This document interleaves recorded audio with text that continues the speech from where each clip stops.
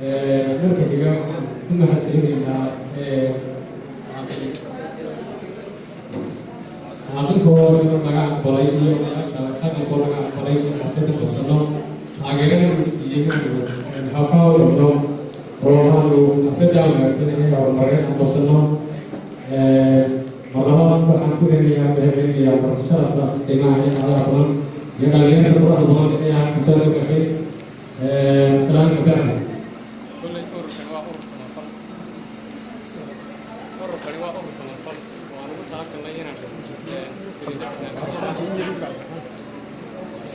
كل يوم هذا يا أخوك هذا كوربان سويمان يا مميزة سويمان يا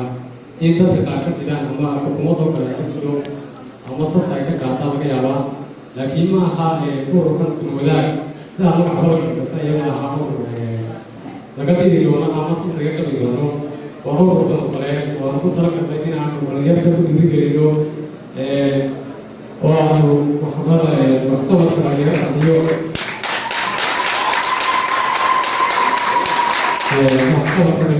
iyo alwaaxda deegaankii iyo dadka dhaqanka lagu taaganay ururkaasi askar magaca waasan wadaag ururku taagan yahay horumar inuu sameeyo dhaqdhaqaaq loo sameeyo dadka deegaanka magaalada xagga ajriyaasha ururka u ahaa waxaweeye markaan arkay baahiyaha waxbarashada deegaanka caafimaadka iyo wacyigelinta hooyada isku wacyigeliya ay tahay ururkaasa sheegay waa saddexdaa barnaamij ee barnaamijkiisu afartaa barnaamijkeeya sidii aanu dhalinyarada waxbarashada u dhiirigeli lahayd dadka aan awoodin inay wax ka bixiyaan ama ay ardaydoodii ay ku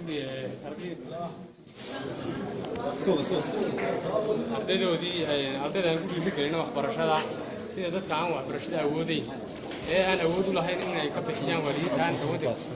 waalidiinta aan awoodeyn inay waxbarashada ka bixiyaan oo ay ka mid yihiin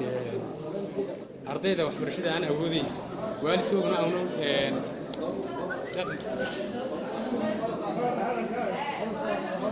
marayo waxbarashada asaasiga ah waad ogtihiin oo kulkultooyin badan baa imika ka jirta dalkeena oo ay ka mid tahay taariikhtu qofku inuu bilaabo mukhaadaraad sida qaadka iyo sigaarka inuu bilaabo markuu waxbarashadiisii wadan kari waayo awgeed markaa waxaan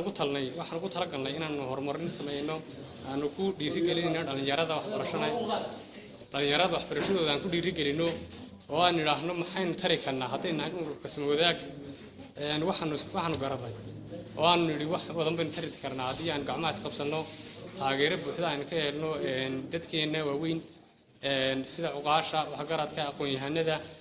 dhalinyarta markaa waxaanu garanay inaan tabarucaad u ururino ama contribution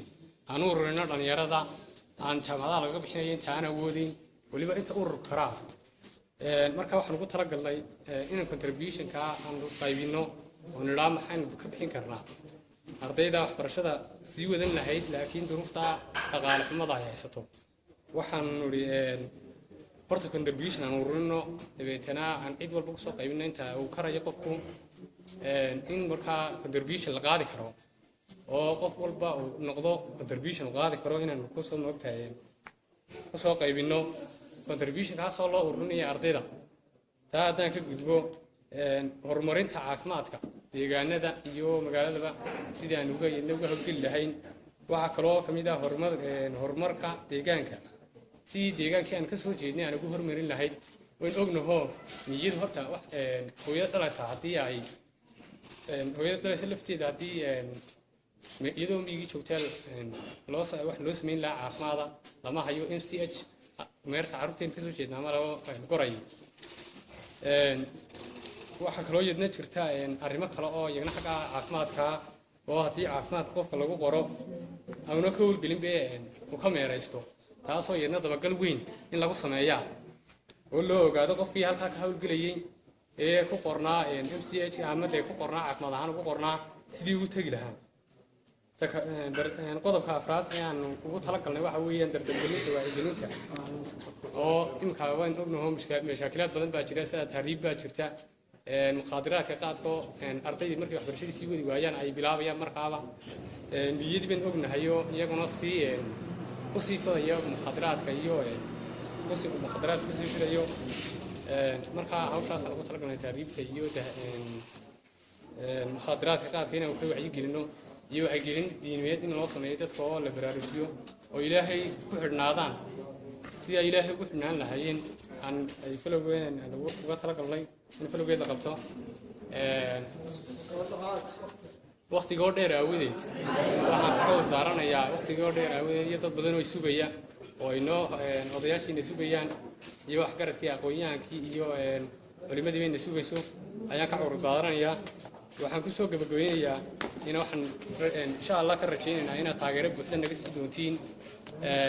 sidii aan ku horumarin lahayn ururkaas wadaag ee dhalinyarada ee ah barnaamij horumarineed inaan sasnana laga qabinay marka la yiraahdo ururbaal halka ku shaqeeya ururbaal halka lagu qabanaya aan sas laga qabin ee kan yahay urur horumarineed insha Allah khayr baan rajaynaynaa in gacmaha isqabsano oo horumar u dhaqaaqno bulshadeenna noo lafteeda inaan kula noolaano horta waa la tacaaruf wiilay si aan isku garanno bulshada inala noolna si ay nabad u noolaan lahayn de qof ma iska faquuqdid maaha dadku waa dadkeenii gobolku waa gobolkeenii marka inaan dadka iska faquuqnaan maaha inagaas garanay sideen wax u qabsan lahayn barnaamijkeena u horumarin lahayn ayaan insha Allah rajaynaynaa idinku waxaan nagu garab geli doontiin nagu taageeri doontiin barnaamijka wax qabad idii contribution aan ku soo qaybino lafteeda